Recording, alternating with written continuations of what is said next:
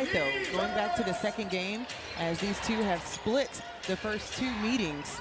But with Sophie Cunningham coming off of the bench, she had a quick 9 points in her first game back and was a tear for Atlanta, who really didn't have a response to scoring at the right time. Brittany Griner with the deflection over Aaliyah Boston. That gets Atlanta the ball back. Ryan Howard still trying to set up the offense. I know that block felt good for BG because her and Aaliyah have been going at it, okay? Not just this game, all three. If it's one thing that Brittany Griner can do very well, it's block shots. She had 11 in a game in her career. That's crazy. 11, sheesh. Holds the W record for it. 10 on the shot clock, more movement for Indiana. Aerie repositions from three, drains her second one of the night. And that's the pressure that McDonald puts on you. So you've got to defend Kelsey Mitchell out there, but also Aerie McDonald, who are quick on the bounce, as well as putting up their shot. We're tied at 22. Jordan Canada dropped Lexi Hull, looking for space, found it, and there's the bucket. Jordan Canada with her first points of the season. She just wanted to do it in a nice fashion and a flashy style. That was a beautiful move. She'll miss the easy two at the rim, but she'll make that difficult shot. I will say this, Tabitha, we're okay with her making the ones at the rim as well. I am so okay with that. Natasha Howard, the floater no good. Ryan Howard comes down with another rebound. Nas didn't like the look. Jordan Canada, can't she do it again? And couldn't connect from three.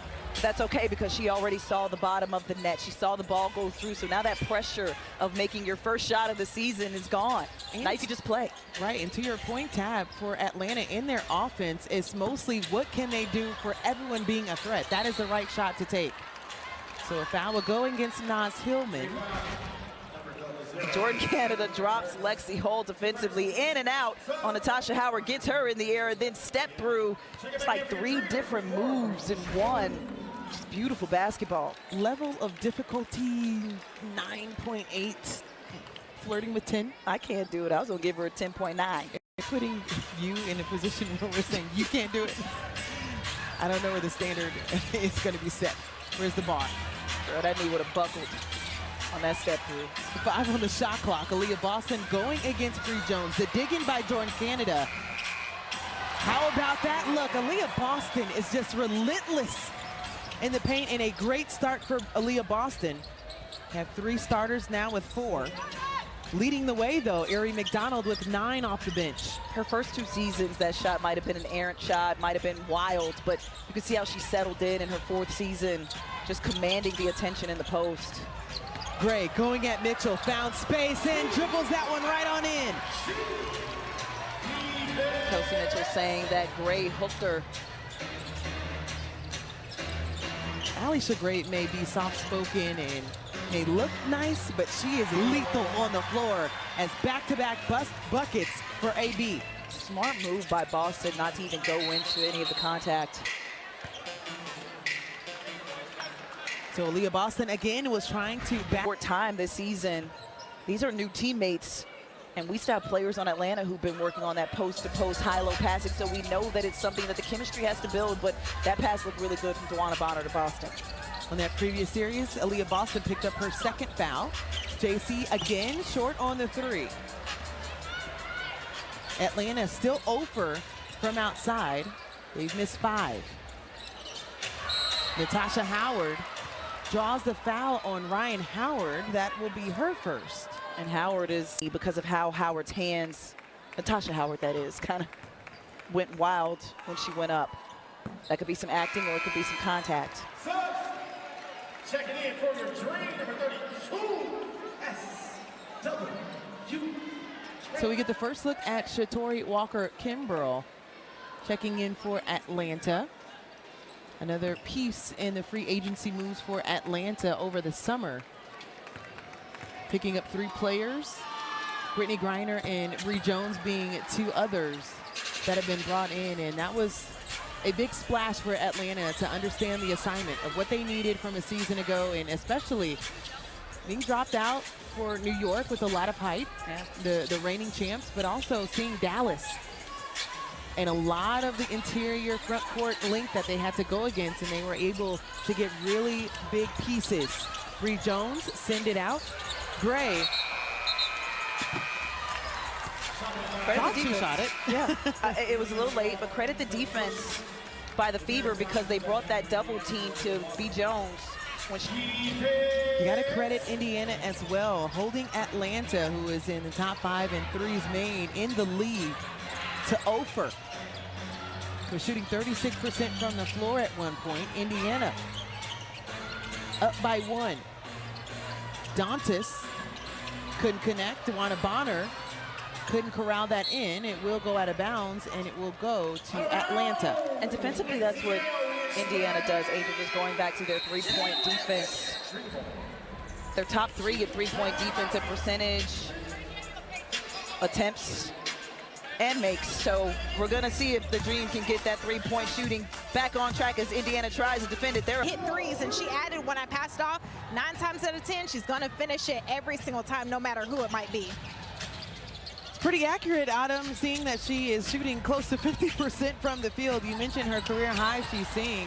She's been on a tear and also getting the Eastern Conference Player of the Month to end out May as well with her bestie and Asia Wilson on the other side, Western Conference Player of the Month. Yeah, she did it in the shoes and everything. She had on the pink A1s, but nice job here by Bree Jones, recognizing that she's getting the double team that's coming with Dantas coming down the side of the rim and creates that contact. Dantas had no choice but to foul her. That'll be Dantas' second foul as one more on the way. Lexi Hull checks in for Indiana. Natasha Howard will take a seat. DeWanna Bonner's going to move to the 4 position. And not so long ago, we saw her go to the locker room. I don't think anything was going on with her. Didn't see any new braces or anything. Maybe it was just a potty break. Just a little reset, that's all. Tied at 27. Atlanta have the advantage after the first quarter. It's been a very tight series so far between Indiana and Atlanta. Nia Coffey and Brittany Griner will check in at the next dead ball for the Dream. Gray sticks it in, got the cookie jar. Add the milk, she gets it to go. Another bucket for AG. She could sense blood in the water when Dantas fumbled that first pass, and what did she do? She went for it without fouling. Alicia Gray in double figures with 11. Just adding Atlanta's 3rd field goal in the paint. Kelsey Mitchell couldn't connect on the take. Yeah. Slow to get off the floor. I like the no call, though, because Mitchell was out of control and also had a hook on Gray. Bree Jones able to go against her former teammate and DeWanna Bonner underneath. It's been pretty good. Making a case for MVP early in the season. Just one of the 2 teams still undefeated, ironically, along with the New York Liberty. Those are the final 2 teams, or the teams that were in the finals a season ago. Yeah. But back to Atlanta. Ryan Howard's picking up that foul, but Brittany Griner tapped on her chest and said, "That's me." And I believe it's because she jumped when Boston went up the first time. So Boston did the pump fake, got her in the air, and then she got Nia Coffey in the air. Then Ryan Howard was that 3rd line of defense, and she picked up the foul. So BG having to stay on the floor, needing to stay on the floor to protect her teammates behind her. So that'll be the 2nd foul on Ryan Howard. Brittany Griner also has 2. No others have more than 1 for Atlanta. On the other side, Aaliyah Boston has 2. Damiris Dantas, who is on the bench right now, also with 2. 4 minutes left in the first half. Ryan Howard out top has grown really comfortable in that point guard position. Yeah, Carl Smesco told us that we were going to see her at point guard for the foreseeable future. Stripped away, DeWanna Bonner held up Ryan Howard. That's the 4th turnover for Atlanta.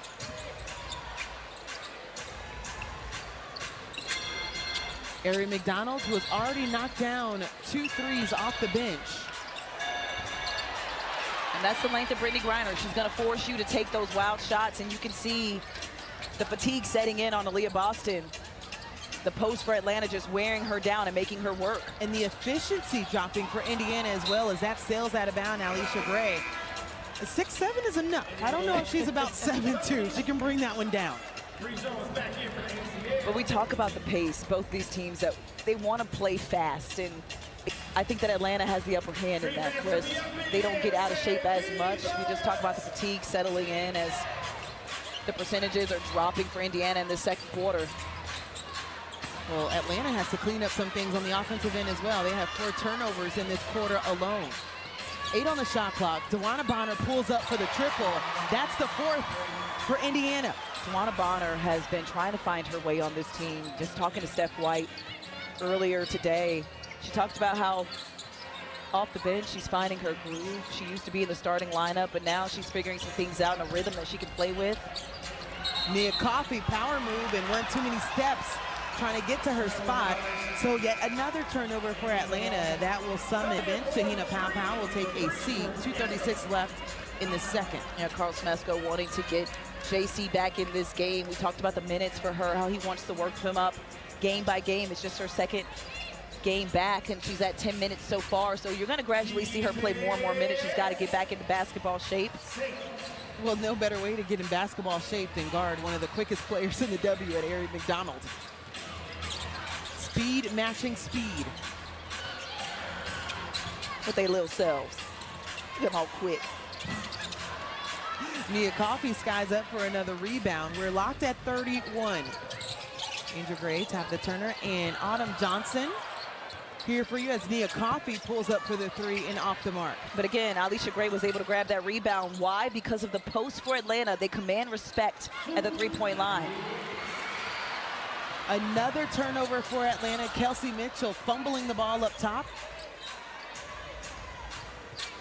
Allows Atlanta to set up in their half-court defense. Less than 2. Ari McDonald, the slide, kick out. Lexi Hull. Triple no good. DeWanna Bonner flying in for another bucket. Yeah, you got to box out DB. She just came in. Nobody put a body on her. That's not right time, right place. That's not making contact when that shot goes up.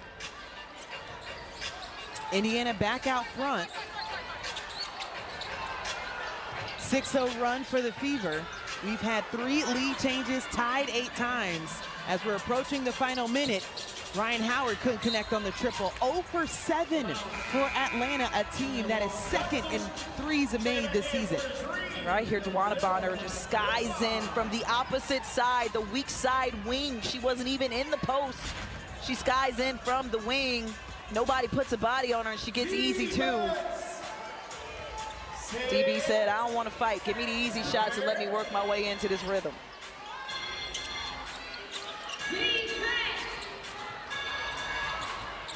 Good hands for Bree Jones. Trying to disrupt. Still a battle underneath. Aaliyah Boston begging for the ball, and Ari McDonald just a bit wide left.